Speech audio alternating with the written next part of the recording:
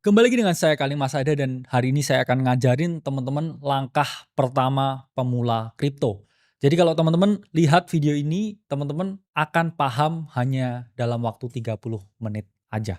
Nah, saya tahu bahwa cryptocurrency saat ini menjadi aset yang sangat populer. Semua orang ngomongin tentang Bitcoin, ngomongin Ethereum, ngomongin Solana. Seakan-akan orang yang nggak invest di kripto sekarang 2025 ini nggak keren.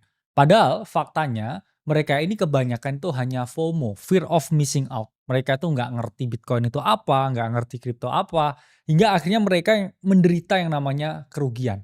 Jadi di sini saya nggak mau teman-teman ini menderita yang namanya kerugian, makanya saya akan cerahkan teman-teman dengan pengetahuan tentang cryptocurrency. Jadi Bitcoin sendiri lahir di 2009 setelah kita lihat global ya, GFC, Global Financial Crisis di tahun 2008. Karena gelembung perumahan yang terjadi di US ya. Jadi waktu itu banyak orang ini yang hutang untuk membeli rumah, bahkan banyak orang yang nganggur di Amerika itu punya akses untuk financing 3 rumah. Itulah yang menyebabkan bubble dan banyak yang tidak terbayar hingga akhirnya went bust ya, industri properti di Amerika, dan itu membawa dampak ke financial system yang luar biasa. Nah, setelah itu lahir ya Bitcoin 2009 oleh kelompok yang dinamai Satoshi Nakamoto. Jadi saya pribadi ya, itu nggak percaya kalau itu hanya satu orang yang ngerjain semuanya. I think it's a group ya, it was a group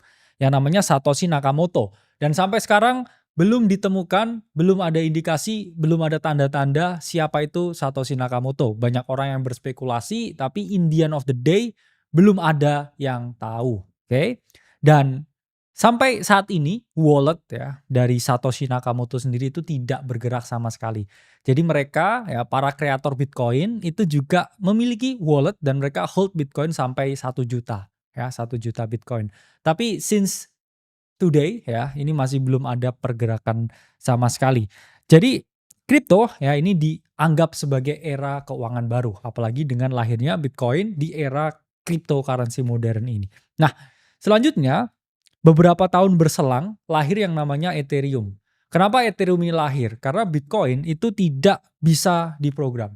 Atau singkatnya ngomong, Bitcoin itu hanya store of value. Sama seperti emas. Sementara Ethereum ini sama seperti software, ya, sama seperti oil. Yang mana oil ini bisa dijadikan suatu energi.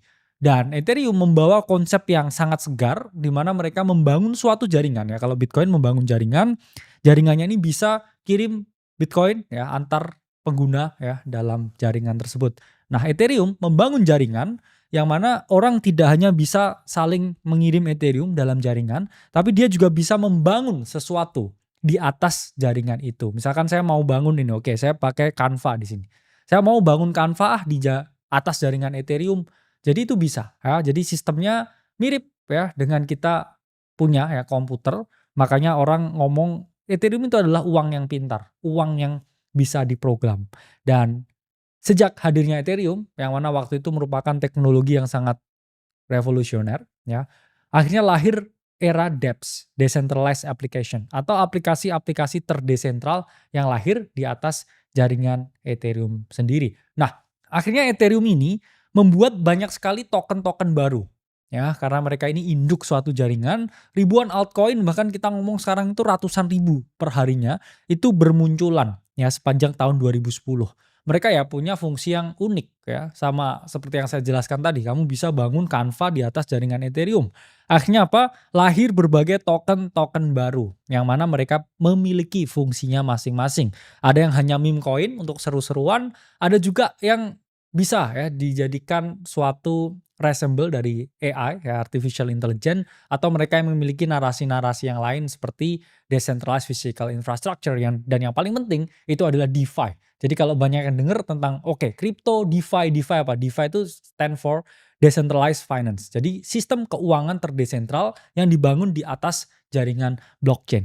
Jadi tidak selamanya itu menjadi sesuatu yang bagus. Karena di tahun 2017, 2018 ada yang namanya ICO boom. ICO stands for Initial Coin Offering ya, atau ICO. Yang mana di sini itu dijadikan suatu metode sama seperti IPO ya. Kalau IPO itu initial public offering.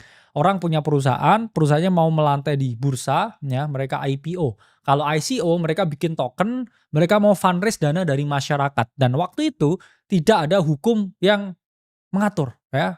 Kripto baru, boom, Ethereum, semua orang bisa bangun di atas sana, sebenarnya ICO akhirnya. Nah itu meledak. Karena apa? Sama seperti .com bubble, mereka hanya asal-asalan bikin token. Ya, dulu ketika .com bubble, ya website-website sederhana itu dinilai ya sampai miliaran dolar.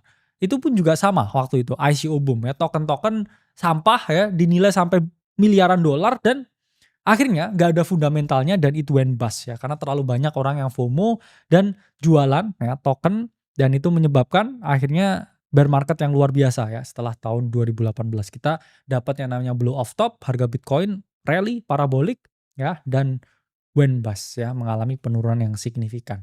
Nah, itu sejarah singkat mengenai kripto ya in a nutshell.